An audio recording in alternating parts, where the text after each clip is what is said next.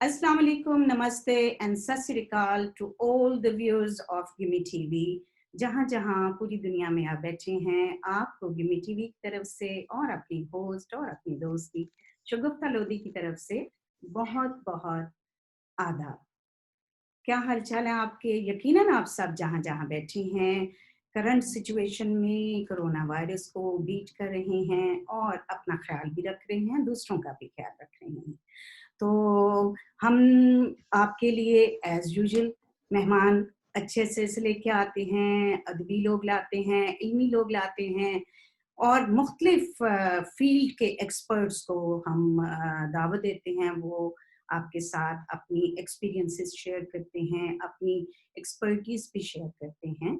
लेकिन ये सब कुछ सुनने से पहले आप गिमी टीवी सब्सक्राइब करना होगा, उसको लाइक करना होगा और उस पे अपने कमेंट अच्छे या बुरे जो भी आप फील करते हैं, जेन्युइन आपके कमेंट जो हैं, हमें उसका इंतज़ार रहता है, आपकी सजेशंस का भी इंतज़ार रहता है और फिर उसके हिसाब से हम अपने फ्यूचर के मतलब अपकमिंग प्रोग्राम्स को मैं तरतीब देती हूँ।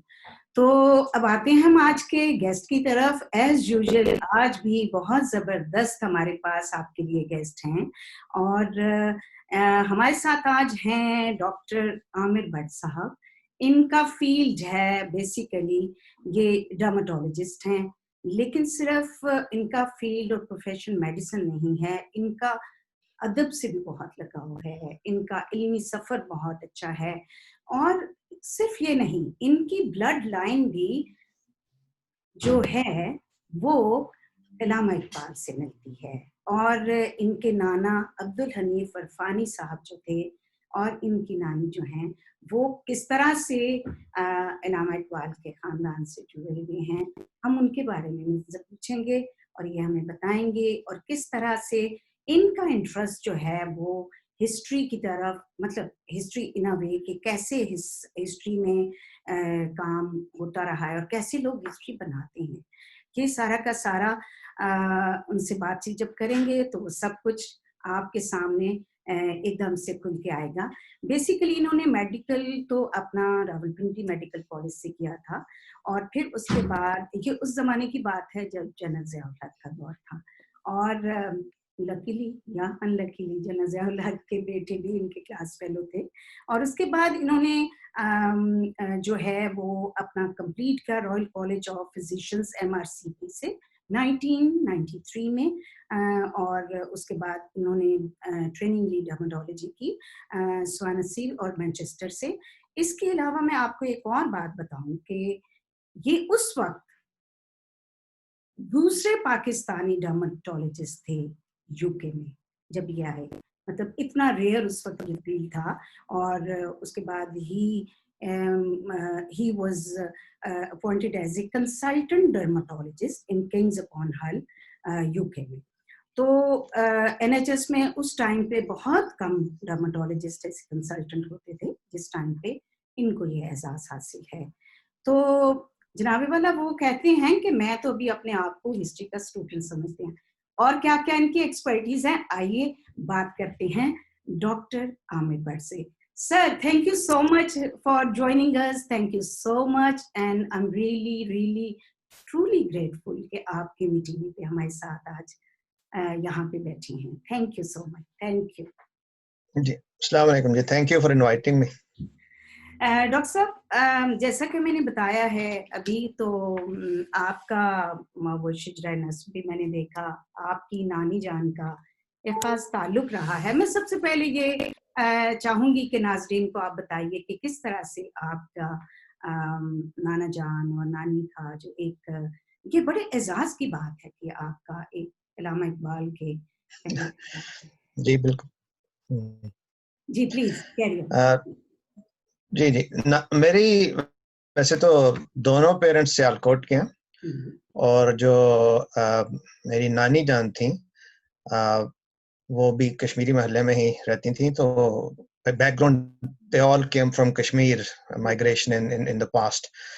और जो अल्लामा इकबाल जो ग्रेट पोएट और फिलोसोफर इंडिया के थे, वो मेरी नानी की जो मदर थी उनके चाचा थे। तो एक अल्लामा इकबाल की 3 बहनें थीं और 1 भाई थे। तो जो उनके वाहिद बड़े भाई थे मियाँ अता मोहम्मद, वो मेरी नानी के नाना थे। तो इस तरह मेरा उनसे जो है ताल्लुक, रिलेशनशिप है। लेकिन जो उससे भी बड़ी बात है, मैं समझता हूँ कि जो मेरे नाना थे अब्दुल हमीद इरफानी साहब, वो भी एक बड़े अच्छे बड़े स्कॉलर थे पर्शियन के, एंड पीएचडी भी थी उनकी, और उन्होंने किताबें भी लिखी हैं, and he was a great fan of Iqbal and Rumi. और for luckily he got married to my nani, so he got married into that family of Iqbal. तो उस तरह भी उनका काफी मुझ पे और हम पे असर रहा है इकबाल का। बचपन से ही इकबाल की पोइट्री और बातें मेरे नाना हमें सिखाते रहे और हम सुनते रहे। तो देखिए ना कि एक तरफ इकबाल का इन्फ्लुएंस, एक तरफ आपके नाना ने रूमी का, फिर उसके बाद पर्शियन का, फिर जिस तरह से आपके नाना जान ईरान में जिस तरह से उनकी रही पोस्टिंग, और ये सारा कुछ तो आपको तो विरासत में ही इतना अदबी और वो सारा कुछ मिला। तो हाउ डू यू फील? मुझे तो बहुत इंस्पायरिंग लगा आपका सारा ये पढ़ के। बहुत अच्छा लगा मुझे कि आप देखिए, आप हमारे साथ ऐसे लोग हैं।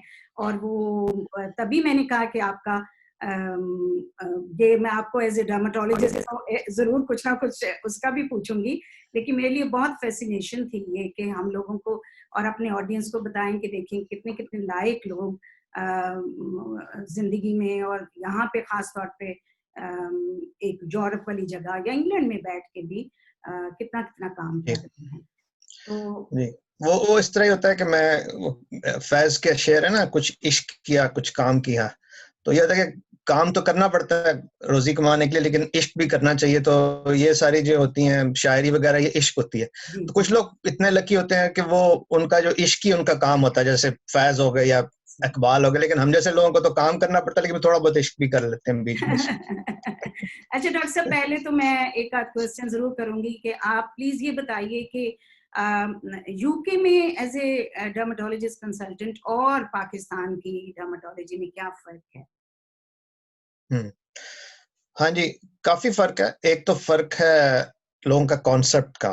पाकिस्तान में तो जब आप कहते हैं ना किसी को मैं डर्मेटोलॉजिस्ट हूँ, तो वो ये समझता है कि जी आप कॉस्मेटिक प्रोसीजर्स करते हैं, और उनको अच्छा जी ये मेरा जो है आप कर दें, रंग मेरा गोरा हो सकता है या ये चीज हो सकती है।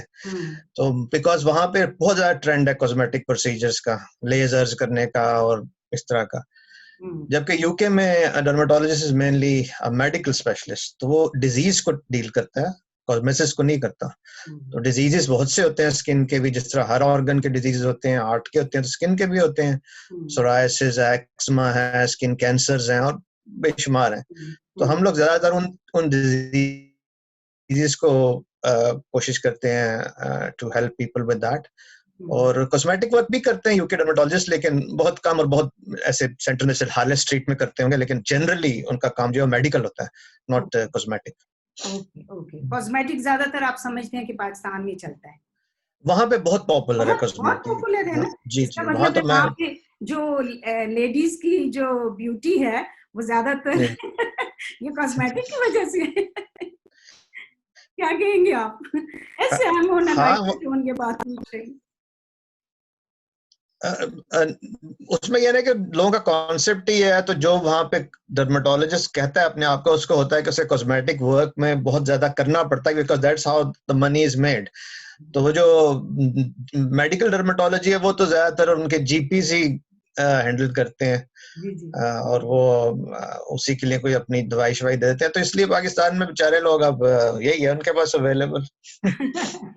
बस मैं वैसे लाइटर टोन में पूछ रही थी, कोई बात नहीं। हम वैसे मैं तो पर्सनली ये समझती हूँ कि इंसान अगर मन से सच्चा हो ना, तो वो ब्यूटी खुद ही खुद आ जाती है इंसान के चेहरों के ऊपर के। जो अक्स आपके अंदर होता है वही अक्स इंसान, कोई भी मर्द हो या औरत हो, वो सारा आपके चेहरों पे आ जाता है। खैर एनीवे, ये तो एक ऐसी लाइटर टोन में बात करती। डॉक्टर साहब मुझे ये बताइए, आपको जुनून की हद तक आपका इश्क है इकबाल से, फैज से, साहिर से, टैगोर से, कीट से, तो हम कहाँ से स्टार्ट लें?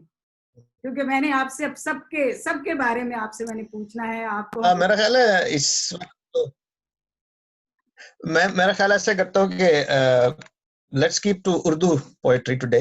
ओके, तो ठीक। उसमें यह है कि मैं ये बता दूं कि इकबाल और फैज और साहिर मेरा ख्याल में जो तीन मॉडर्न उर्दू पोएट्री के ग्रेटेस्ट पोएट्स हैं, और भी बहुत अच्छे पोएट्स हैं लेकिन मॉडर्न उर्दू पोएट्री के ये तीनों ग्रेटेस्ट हैं। और उसमें जो what thing we should keep in mind is कि जितने भी राइटर जो पोएट्स होते हैं, जो उनके हालात होते हैं पर्सनल और जो बाहर हो रहा होता है, उसके मुताबिक चीजें लिखते हैं, because that's how they get inspired.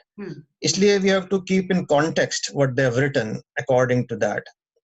Iqbal बहुत बड़े पोएट हैं और फैज और शायर दोनों एक्नॉलेज करते हैं कि he is the greatest modern Urdu poet, modern poet from सब कॉन्टिनेंट। लेकिन इकबाल की बहुत सी पोएट्री जो है वो हिस्टोरिकल कॉन्टेक्स्ट में है, क्योंकि ठीक है फिलोसफी तो उनकी यूनिवर्सल है, लेकिन जो हिस्टोरिकल कॉन्टेक्स्ट है कि उस जमाने में कॉलोनियलिज्म था। बिल्कुल बिल्कुल। जी जी जी सॉरी कट गई थी कोई नहीं, आपने कुछ पूछा? नहीं नहीं, मैंने कहा जी बिल्कुल, तो इकबाल वो के हिस्टोरिकल पर्सपेक्टिव में बिल्कुल है पोइट्री, आप सही कह रहे हैं जी। तो कॉलोनियल उस वक्त रूल से ज्यादातर मुल्क उस तरह के महकूम थे, और इंडिया में भी यही था सिस्टम। और दूसरा ये था कि मुसलमान जो थे वो इंडिया में उनकी जो तादाद थी वो कम थी, तो वो माइनॉरिटी थे, तो वो उनको अपने फियर्स थे और उसके मुताबिक जो इकबाल की पोइट्री है, ताकि उनको इंस्पायर किया जाए, उनको थोड़ी कॉन्फिडेंस दिया जाए, वो उस पे बेस्ड है। और उसको लोग गलत कॉन्टेक्स्ट में अब लेते हैं कि जी वो लड़ाई शड़ाई, उसका मतलब था it was mainly to bring up the moral of the Muslims who were so down in every way. तो इसलिए इकबाल को आप उस कॉन्टेक्स्ट में देखें, उसकी फिलॉसफी को पढ़ें। लेकिन जो मॉडर्न पोइट्स ज्यादा हैं फैज और शायर हैं, क्योंकि 30s में जब ये शुरू हुआ था प्रोग्रेसिव राइटर्स मूवमेंट, ये दोनों उसके एक्टिव मेंबर्स थे। इकबाल तो खैर he died soon after in 38 में, लेकिन इन्होंने फिर बढ़ाया है कि जो पोइट्री है it should not be only for romance, to bring up social upbringing, लोगों के जो सोशल मसाइल हैं, औरतों के मसाइल हैं, गरीबों के, किसानों के, वर्कर्स के, उनको टू ब्रिंग इट अप। और वो उसके मुताबिक चलिए। और उसके जो कॉन्सेप्ट बड़ा सिंपल दो शेरों में है। एक जो फैज का शेर है बड़ा मशहूर है, मुझसे पहली सी मोहब्बत मेरे महबूब न मांग, उसमें जब वो कहते हैं कि और भी गम है ज़माने में मोहब्बत के सिवा। और दूसरा साहिर का एग्जैक्टली उसका मिरर है, जिसमें वो कहते हैं कि भूख और प्यास की मारी हुई इस दुनिया में, इश्क ही एक हकीकत नहीं कुछ और भी है, मैंने तुमसे ही नहीं सबसे मोहब्बत की है। तो that is the concept of both these poets, so I look at them and बहुत बहुत बहुत अच्छे। अच्छा, ये आप क्योंकि जाहिर आपका बहुत टेस्ट है और आप एक तरह से जो किस तरह से ये लोगों ने हिस्ट्री बनाई, आपका वो भी इंटरेस्ट है। और ये मतलब सारा, आप मुझे ये बताइए कि हम क्यों नहीं साहिर लुधियानवी को एक जिस तरह से बहुत बड़ा प्लेटफॉर्म देना चाहिए हमारे मुल्क में, उस तरह से क्यों वो प्लेटफॉर्म नहीं दिया जाता, क्यों नहीं उनको उस तरह से सेलिब्रेट किया जाता जिस तरह से करना चाहिए? जी, ये एक अच्छा सवाल है। इसका जवाब एग्जैक्ट तो शायद मेरे पास नहीं है, लेकिन जो मेरा ख्याल है उसमें कई वजूहात हैं। एक तो ये थी कि Sahir Ludhianvi was politically not that जैसे कहते हैं एस्ट्यूट। तो वो कहते हैं फ्लेक्सिबिलिटी, सिमिलर टू मंटो आप कह लें, कि उनमें फ्लेक्सिबिलिटी नहीं थी कि वो जो है लोगों के साथ बना के रखें। So he was a bit more direct, bit more जो है वो, तो वो इसलिए उनका वो इतना ज्यादा पॉलिटिकल शायद नहीं बन सका, फॉलोइंग बनी फैंस तो उनके बहुत है, लेकिन शायद पॉलिटिकल नहीं बनी। दूसरी बात यह है कि चूंकि वो इंडिया पाकिस्तान पहले आए, पाकिस्तान में रहे, लेकिन फिर इंडिया चले गए, तो उस वजह से पाकिस्तान में थोड़ा सा शायद है एंटागनिज्म की जी वो, and became a big Bombay lyric writer. तो वो थोड़ी सी मैं ख्याल उस तरह भी फ्रिक्शन है लोगों। यूनिवर्सल राइट, देखें ही वाज अ यूनिवर्सल पोएट। आप जी देखें वो पाकिस्तान में जी तो रहे हैं ना, अभी जैसे कैफी आजम साहब का कराची में सेलिब्रेशन हुई है ना उनकी, जी कुछ साल पहले जी हुई थी, कुछ साल 2-3 पहले साल हुई है जी। ना। तो कैफी आजम का तो पाकिस्तान में तो कोई उनका चक्कर लगा? अगर मैं नहीं, आप बताइए। नहीं नहीं नहीं नहीं लगा ना। नहीं। तो फिर एक ऐसा शख्स, जैसे मैं बात कर रही हूँ, साहिल लुधियानवी जी पाकिस्तान में रहे तो सही ना। तो जी फिर मतलब ये कि उनका भी तो बनता था ना। मतलब अगर मैं एक तरह से इस प्लेटफॉर्म से क्वेश्चन कर रही हूँ, just to give the awareness, या एक पॉइंट रेज कर रही हूँ कि क्या इसके लिए जरूरी है कि साहिर लुधियानवी के भी मैं किसी के I am very peaceful person, और मैं वो क्या कहते हैं कि हर बंदे को उसका ड्यू देने वाली बात करने वाली बंदी हूँ। लेकिन क्या साहिर लुधियानवी के लिए भी कोई वेल नोन पर्सनालिटी के या कोई बच्चे होने चाहिए जिनका एक बहुत सोशल सर्कल हो या कुछ है, या उनका आना जाना हो? तो जो उस पोइट की अपनी वर्थ है, जो उस पोइट की अपनी काम है, उसको क्यों इग्नोर किया जाए? मेरा ये पॉइंट है। आप क्या कहेंगे? बिल्कुल मतलब यही तो what I would like to hear also. And generally हम लोग जो एक साहिर लुधियानवी को पढ़ते हैं यही कहते हैं कि he should be remembered, he should be praised for his what he has done or what he's written, and lots of that what is written is so relevant even now. Even exactly, जी बिल्कुल आप सही। तो उसको यह है कि you have एक चीज और जो इसमें थोड़ी सी है कि पोएटिक क्वालिटी में सम पीपल क्वेश्चन शायर्स एबिलिटीज, और उसमें यह है कि this there is a difference that people who are highly educated their poetry is also of a higher standard in some ways. मतलब इकबाल और Faiz were very highly educated people. They knew Persian and Arabic besides Urdu, and so the lots of their poetry, the words they use would be you can say of a higher quality, of higher beauty. लेकिन उनको समझना थोड़ा मुश्किल भी हो जाता है. Sayer was not that educated, so his poetry is more for the common man. इसलिए आप देखेंगे कि जो उसकी पोएट्री की कलेक्शन है तलखियां, it is second highest selling Urdu book after Diwan Ghalib in the history. इसलिए कि जो जनरल फैन है, जो पब्लिक है, they still love to read him, but जो मे बी हायर पोएटिक लोग हैं वो शायद उसको इतना बड़ा पोएट मानना नहीं चाहते. बिल्कुल आप सही सही कह रहे हैं, बिल्कुल सही कह रहे हैं।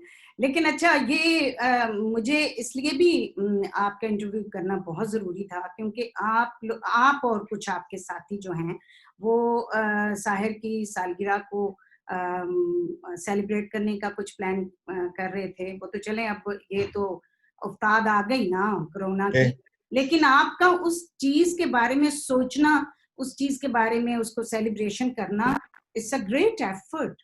तो वो क्या प्लान थे आपके, उसके बारे में भी थोड़ा सा ऑडियंस को बताइए। हाँ जी, वो उसमें यह है कि next year March 8th 2021 is the 100th birth anniversary of Sahir Ludhianvi. तो प्लान टेंटेटिव अभी भी है कि वी शुड हैव अब ये ना कि वो भी जूम पे करना पड़े तो मुझे नहीं पता वो फंक्शन भी, लेकिन वो भी सेलिब्रेशन होगी बिल्कुल। लेकिन प्लान ये था कि some sort of a day to remember him, some talks by some people about him, and some poetry and some music. So that's the tentative idea still.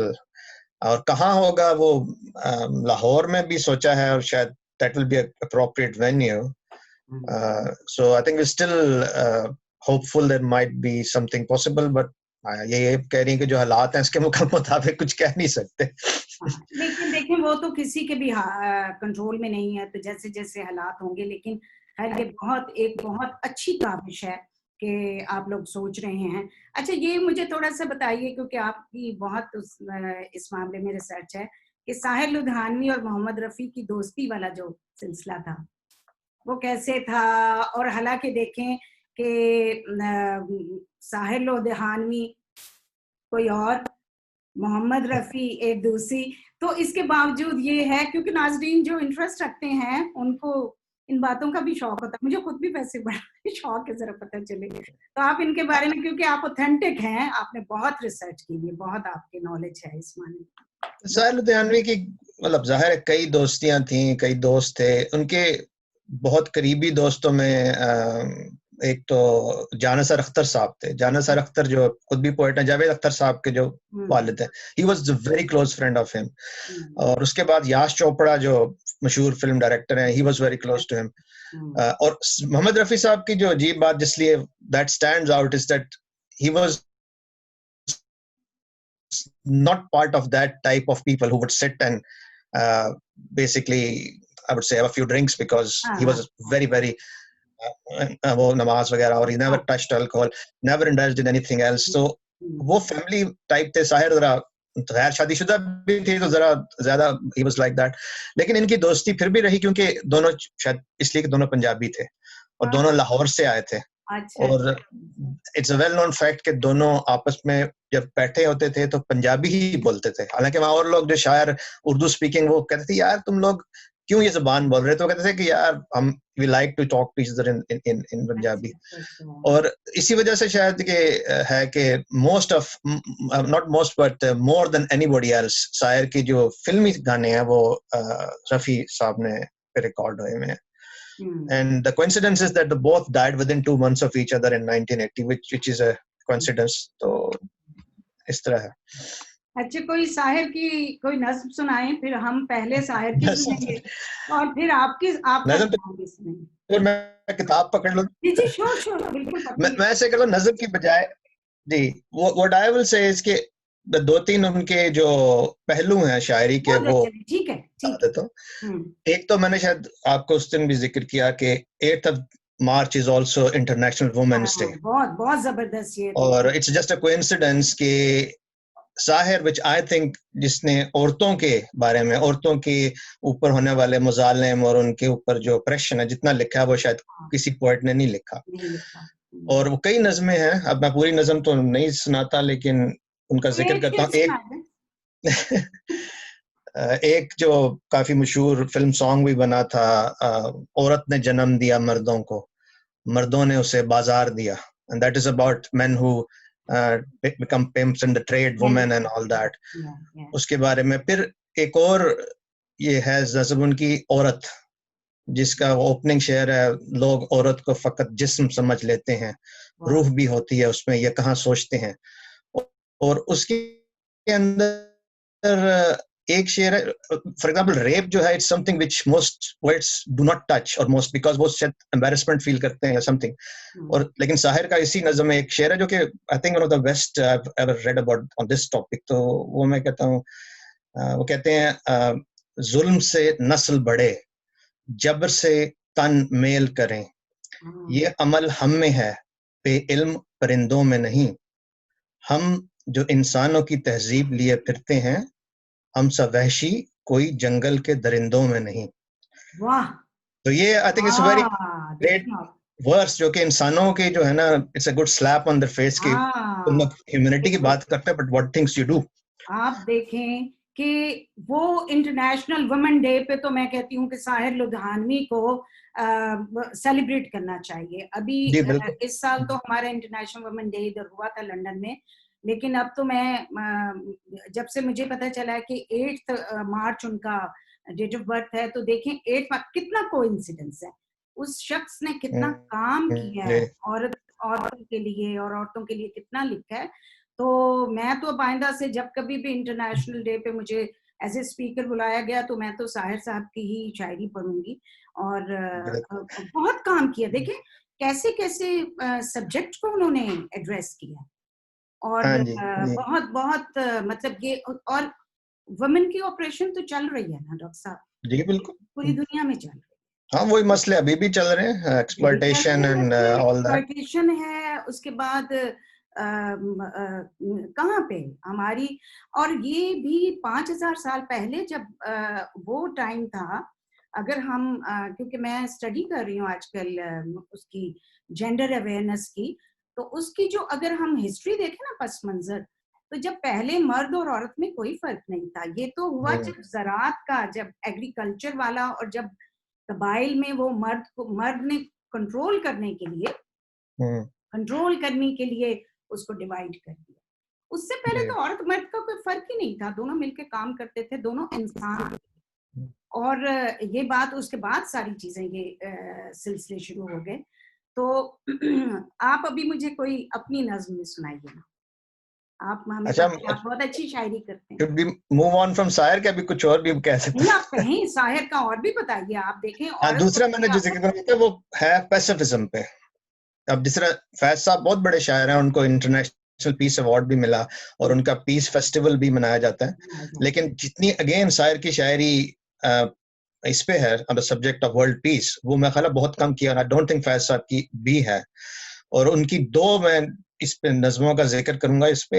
एक तो काफी मशहूर है, ए शरीफ इंसानों, जिसमें उनका और शेर है कि खून अपना बहे या गैरों का, नस्ल आदम का खून है आखिर, जंग मशरिक में हो या मगरब में, अमन आलम का खून है आखिर।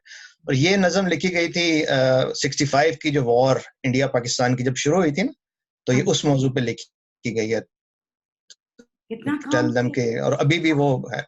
और दूसरी उनकी जो नज़म परछाइयां है, जो कि बहुत तवील नज़म है, और उसका कॉन्टेक्स्ट अभी आजकल ज्यादा है, क्योंकि दैट वाज रिटन जब क्यूबन मिसाइल क्राइसिस शुरू हुआ था। अच्छा। और उस वक्त खतरा यह था कि एक न्यूक्लियर वॉर होगी सोवियत यूनियन और यूएस में, which will destroy the world. और इसमें फिर ये एक साइंस नज़म लिखी है, तो उसका एक शेर जो कि इसको कैप्चर करता है, and it's relevant because India Pakistan are now both nuclear powers as well. तो उसमें वो आखिरी शेर है इस नज़म का, तो कहते हैं कि गुज़िश्ता जंग में घर ही जले थे, पर इस बार अजब नहीं कि ये वीरानियां भी जल जाएं। गुज़िश्ता जंग में पैकर जले थे, पर इस बार अजब नहीं कि ये परछाइयां भी जल जाएं। कि the nuclear war will be a total destruction, कुछ भी नहीं बचेगा। Total destruction. आप देखें उनकी शायरी तब से आज के दिन तक भी रेलेवेंट है। बिल्कुल। हाँ, ये देखें एक शायर का विजन ये होता है, कितने सालों के बाद भी उनकी जो शायरी जो है, तो उनकी तो अच्छा, ये आपसे मेरी बात हो रही थी, तो उनकी बहुत सारी जो है फिल्मी सॉन्ग जो हैं वो गाए हैं अपनी लता जी ने भी, और बहुत गाए। तो उनमें से कुछ आप हमें याद करवाएं ना, कौन कौन से गाए? नहीं, अब ये गाने तो उनके बेशुमार हैं, तो लता ने भी गाए हैं और भी लोगों ने गाए हुए हैं। आज मैं एक वो शेयर किया था, लेकिन वो है जो कभी कभी का गाना है, मेरे घर आई एक नन्ही परी, वो भी लता जी का गाया हुआ है। और मैं किसी कॉन्टेक्स्ट में कि जब किसी के घर चाइल्ड बॉर्न होता था, इट्स अ बिग मोमेंट, तो उसके, लेकिन अब गानों की लिस्ट अब मैं नहीं आपको याद करा सकता। अच्छा, आप गुनगुना ही दें। मेरे नहीं, गाना नहीं मैं गा सकता, बिल्कुल नहीं नहीं, गा सकते आप नो ऐसा? वे। अच्छा, वैसे आप गाना भी सीखें, आपको आप बहुत अच्छा गा लेंगे। वो है मेरे घर आई एक नन्ही परी, है ना, ये वाला है। हाँ जी। मुझे खैर गाना मुझे भी नहीं आता, लेकिन हम चलें थोड़ा बहुत बंदा गुनगुनाने की कोशिश कर ही लेता है। बड़े जबरदस्त गाने, बहुत फिल्मों के, और जी, बड़े जबरदस्त। और वो जो मतलब कभी कभी के गाने तो हर एक को पता है, सारे वो शायर के ही लिखे हुए हैं। और गुमराह फिल्म का भी एक गाना जिसके पीछे वो था, चलो एक बार फिर से अजनबी बन हाँ जा। जी, इसके पीछे ये क्या तो स्टोरी महिंद्रा है? कपूर का गाया हुआ है। हाँ जी, हाँ जी। ये जी। इसके पीछे डॉक्टर साहब बताइए, आप तो हिस्टोरियन हैं, रिसर्च के, तो आप इसकी स्टोरीज नहीं, इसका बताइए। ये, हाँ जी, ये गाने का ये है कि ये गुमराह फिल्म 63 में रिलीज हुई थी। तो उसमें जो लोगों को था कि जी शायर का allegedly had a relationship with Sudha Malhotra. Sudha Malhotra was a very talented young lady. She was a actor and a singer. और गाने भी उसने बहुत अच्छे गाए में, और एक्टर भी थी वो। तो people thought कि ये शायर का साथ है, लेकिन then she married somebody else in 60 or 61 and she left the film industry. तो ये बड़ी पॉपुलर एक कहानी जो लोग कहते हैं कि जी जब उसकी कोई पार्टी हुई थी, उसमें शायर read this poem which he had written because of his relationship with her, और आप उसके वर्ड्स पढ़ें तो you will see कि कैसे वो लोग बनाते हैं। लेकिन the reason I find it is not likely इसके ये जो पोएम है, जो गाना है जिस नज़म से बना है, वो खूबसूरत मोड़ के नाम से है, और वो शायर की जो पहली कलेक्शन है तलखियां 1943 की पब्लिश्ड है, उसमें वो इंक्लूडेड है। तो इसलिए I don't think it has any link with Sudha Malhotra, who was probably 3 years old in 1943, or maybe not even that, maybe not even born yet. So I think it's not relevant. So but it's a coincidence कि लोग उसको उससे मिला लेते हैं, और वो words चूंकि ऐसे हैं तो वो यही लगता है कि ये किसी it's a parting song, it's a song to people ये break तो up कोई भी एक आमद आ सकती है किसी भी शायर जी को, और वो कुछ भी आप लिख सकते हैं। लेकिन ये मैंने इसलिए क्वेश्चन किया कि ये जो थोड़ा सा मिसकंसेप्शन है ना, थोड़ा सा लोगों का वो थोड़ा क्लियर हो जाए, क्योंकि चले कुछ नहीं, अगर कोई 2-4 लोग भी इस चीज को समझ जाएं तो फिर हम सक्सेसफुल हो गए ना सच्ची बात करने में। तो डॉक्टर साहब, इसके अलावा क्या इंस्पायर करता है आपको साहिर लुधियानवी, मतलब इन एस्पेक्ट्स के अलावा? नहीं, बाकी तो ये कि he was a very talented poetry writer. Personal तो वो खैर एक सेपरेट होती है, लोग क्या करते हैं और कैसे जिंदगी गुजारते हैं, बट जाहिर कहता है कि he was very highly attached to his mother, and that may be the reason he never got married, and उसको अपनी माँ से बहुत थी, क्योंकि उसने माँ के लिए, माँ ने उसके लिए किया भी काफी था. He came from a very rich family, but his father was not a good person, a very big landlord. So she took him away so that he doesn't get sort of abused by him. And so I think those are the aspects. माँ के साथ एक attachment हो जाए, जाहिर है वो तो जिंदगी के जो आपकी इंसान, किसी की भी इंसान की पर्सनल जो चीज है वो तो पर्सनली होती है, लेकिन ये कि he is a great poet, इसमें कोई शक नहीं है। तो फैज के बारे में आप कितना आपने पढ़ा और क्या जाना? और फैज को भी बहुत पढ़ा, बहुत लिखा. फैज के बारे में भी I've written a lot of things that my interpretation of his poetry, and also okay वो कब लिखी गई, that's something which I find very interesting to, if I can find out कि किसी ने जो नज़म लिखी थी उसका context क्या था. अच्छा, किसी यही song का आपको context क्या ना था. बाकी लोगों से जो आपको आपके अंदर इंडिविजुअलिटी है ना, आप एक पीस ऑफ पोइट्री का जो बैकग्राउंड, उसको क्या कहते हैं, सियाको सबाक और पस मंजर जो देखते हैं ना, ये बहुत डिफरेंट है। ये आपके अंदर कैसे इंटरेस्ट पैदा हुआ?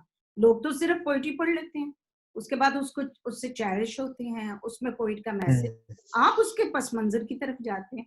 उसकी वजह शायद ये है कि basically I am a historian, I am a student of history.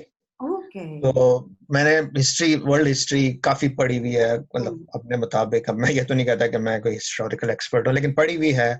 और इंडिया पाकिस्तान की हिस्ट्री, पार्टीशन की हिस्ट्री. तो उस वजह से, क्योंकि बिकॉज मुझे थोड़ा सा हिस्ट्री में इतना इंटरेस्ट है, तो जो गानों का भी हिस्ट्री होती है, I am interested in that as well. और सिंगर्स की हिस्ट्री, पोएट्स की हिस्ट्री, और म्यूजिशियन की history, I just want to know more about them, कि वो खुद किस तरह के लोग थे, उनकी किस तरह वो सोचते थे, क्यों सोचते थे, उनके क्या हालात थे. Just find it very interesting what it is.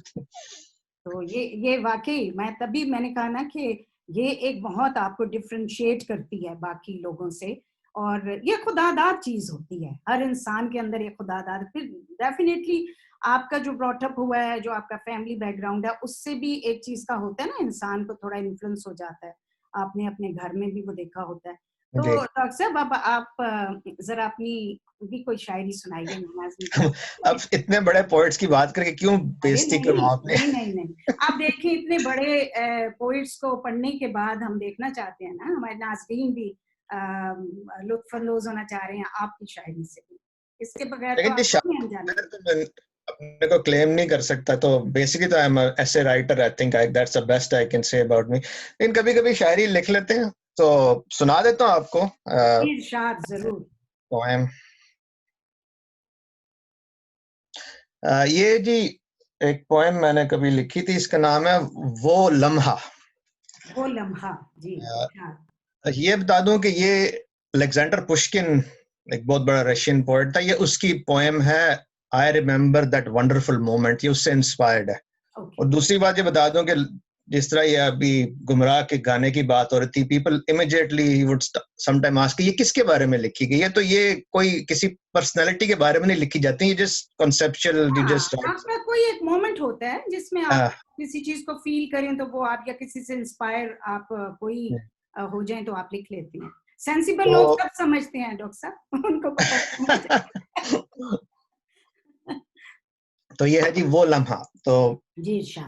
अर्ज किया, मैं नहीं भूल सकता वो लम्हा कभी, तुझको देखा इन आंखों ने पहली बार, एक जलवा तेरे हुस्न मदहोश का, दिल में जागी मोहब्बत वो पहली बार। वाह। फिर जमाने के धक्के मुझे ले गए, दुख कुछ ऐसे मिले कि सभी खो गए, वाह। मैं तुझे रोज आवाज देता रहा, और ख्वाबों में तुझसे मैं मिलता रहा।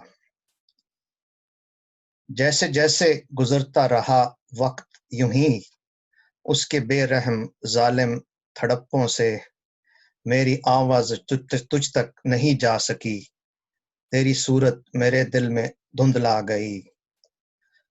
दूर तारीक राहों में चलते हुए दिन भी सदियों की मानिंद गुजरते रहे, दिल में कोई मोहब्बत न अरमान था, आंख पुरनम न थी, जहन बेचैन था।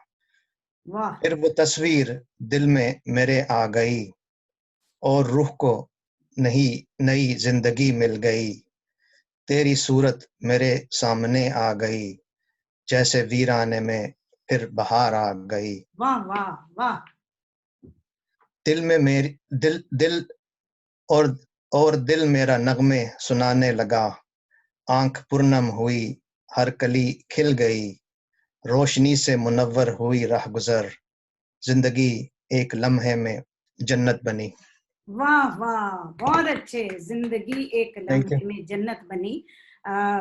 बिल्कुल ख़वातीन और हज़रात, मैं आपको ये जरूर कहूंगी कि आप इसको ये ना समझें कि जैसे डॉक्टर साहब ने कहा कि वो गुमराह फिल्म के गाने वाला हालात। एक्चुअली तो देखें, इसके साथ बहुत सारे लोग रिलेट कर सकते हैं। जैसे देखें ना, एक लम्हे में जन्नत बन जाती है। कोई मोमेंट जिंदगी में ऐसा आता है, कोई मोमेंट ऐसा होता है कि आप किसी शख्स से मिलते हैं, किसी बंदी से मिलते हैं, कोई आप एक मोमेंट जब माँ एक औरत माँ बनती है, तो वो जन्नत का एक कॉन्सेप्ट, इसको आप किसी भी उसके साथ ले जी जी। सकते हैं, है ना। तो बहुत अच्छे डॉक्टर साहब, आप तो बड़ा अच्छा लिखते हैं। आप कह रहे हैं सिर्फ आप ऐसे लिखते हैं, आप तो बड़ी अच्छी लिखते हैं। अच्छा, ऐसे में आपका क्या इंटरेस्ट है डॉक्टर साहब? ऐसे ज्यादातर किस तरह से? ऐसे तो ये जो आप मेरा I share about that thing. Actually, I don't. The only thing probably is that I'm not a disciplined writer of any sort. होते हैं disciplined writer होते हैं, जिस तरह आपने मेरे फ्रेंड इश्तियाक साहब से भी शायद गुफ्तगू की है, but he's very focused. वो एक सब्जेक्ट को लेते हैं और उसके he doesn't sort of इधर उधर वो नहीं करते हैं। मुझे भी कहते हैं यार तू चीजें इधर से उधर ले आता है, मतलब you just focus on one thing. मेरा ये होता है कि just go much broader. मतलब मैं कोई चीज, मुझे आज किसी चीज के ऊपर है कि यार मैंने इस पे कुछ लिखना है, तो I will do research and I will write an article on it about that thing. Or that could be anything. It could be history, it could ये be भी बहुत music, it अच्छा could है be कि poetry, मतलब जो it could चीज आप be फील करें, जिसके बारे में आप फील करें, हिस्ट्री के बारे में, म्यूजिक के बारे में, कोई और सिचुएशन है जो आपको क्लिक कर जाए, आपको दिल में आपको क्लिक कर जाए, वो भी ठीक है। डॉक्टर इश्तियाक साहब भी बहुत मजे के, इतना जबरदस्त उनके साथ जी बिल्कुल, वो भी इज अमेजिंग पर्सन, बहुत जाहिर है। अच्छा, ये अभी क्योंकि उनका जिक्र हुआ है तो मैं ये जानना चाहूंगी कि डॉक्टर इश्तियाक साहब और आप, इतना एज गैप है, लोग कहते हैं जनरेशन गैप होता है, तो आपकी दोस्ती किस तरह से है उनके साथ? इश्तियाक साहब से जी कोई 10 साल पहले मेरे मामू के फ्रेंड हैं, मेरे मामू जो अमेरिका में होते हैं और जो लाहौर में होते हैं, दोनों के फ्रेंड थे, क्योंकि they are both into writing reading as well. तो उस वजह से इनसे कोई इंटरनेट पे गपशप हुई। एक उस वक्त ईमेल चेन्स होती थी, फेसबुक इतना नहीं था, जिसमें people used to discuss things, तो हम भी ये डिस्कस करते थे। फिर चूंकि लाहौर में इश्तियाक साहब का है, लाहौर के, वो तो बचपन सारा लाहौर में गुजरा, because very deep attachment with Lahore, and he then started getting a chance to go there, although he lives in Sweden, to teach for 3-4 months in winter. जी पहले वो लम्स में थे, उसके हाँ बाद जी वो गवर्नमेंट कॉलेज में थे। जी और क्योंकि मेरा भी जाना विंटर में होता है और he was there, so we had lots of meeting and in fact, he used to have his birthday in those days, and it was always in my house. We used to have a party for his birthday as well, and we used to have a discussion. तो इस वजह से उनसे काफी दोस्ती है, अभी भी है। और ये साहिल लुधियानवी का जो हम करना चाहते हैं उसमें he is very active and one of the, जिसका उनका आइडिया था कि क्यों नहीं हम करते, हाँ। so he is one of them as well. तो एक हमारी भी इधर हैं कैप्टन ऑफ द शिप, हमारी दोस्त हैं हुमा प्राइस, तो वो जी जी। तो Huma ab now she is going to be the lead in that, organizing that function. She is wonderful. Oh, तो वो तो जाहिर है उसको, I always say super woman, उसको मैं हमेशा यही कहती हूँ, या मैं ऑलवेज जब भी कोई बिल्कुल। खवातीन की बात होती है तो मैं उनको यही कहती हूँ कि कैप्टन ऑफ द शिप जो है ना, वो जी। लेडीज के शिप की वही है कैप्टन। तो it's really lovely to talk to you doctor साहब। Thank you. कोई, हमारे पास टाइम बहुत थोड़ा सा कम रह गया, आप कोई मैसेज देना चाहें सर इस प्लेटफॉर्म पे, क्या मैसेज है? I don't believe in giving messages. अच्छा, लेकिन मैसेज यही है कि लोगों को, वही जो मैं कहता हूँ कि people should have finer things in life. Work is one thing, but they should have other things, other interests. क्योंकि अगर नहीं होगा तो when you retire, then you have got nothing to do. But if you have other interests, then जिंदगी गुजरती जाती है। अगर कोई काम भी नहीं है तो आप लिख पढ़ के, या कोई जो भी आपका म्यूजिक है या जो भी है, that's all I would say. Thank you so much. आप, अच्छा इसमें भी आप डिफरेंट हैं कि आप मैसेज ही नहीं देना चाहते, लेकिन आपसे हमने मैसेज जरूर ले लिया, देख लें, क्योंकि एक्चुअली बहुत सारे लोग आपको लुक अपॉन कर रहे हैं, और आपकी जो आपने अचीव किया होता है, बहुत सी यूथ और इवन हमारे अपने एज ग्रुप के लोग भी देख रहे होते हैं, और वो कहते हैं हाँ भाई, अगर ये इस तरह से सोच रहे हैं, ये इस तरह से चल रहे हैं, तो कुछ ना कहीं उनकी भी हिम्मत बनती है। जी जी। तो फिर ये है कि अच्छा है ना, जैसे मैं कहूंगी भाई इश्क करो, किताबों से इश्क करो, शायरी से करो, साहिल लुधियानवी से करो, फैज से करो, इकबाल से करो, और काम से करो, मतलब म्यूजिक से करो, और अपने आप से करो। तो thank you so much doctor साहब, it Thank you. Was pleasure to talk to you, बहुत मजा आया, Yeah. Thank you so much. और इसी तरह काम करते रहिए, और साहिर लुधियानवी की जब बर्थडे हो तो मुझे भी बुलाना मत भूलिए। बिल्कुल। Thank you so much, I am really honoured, thank you, bye bye.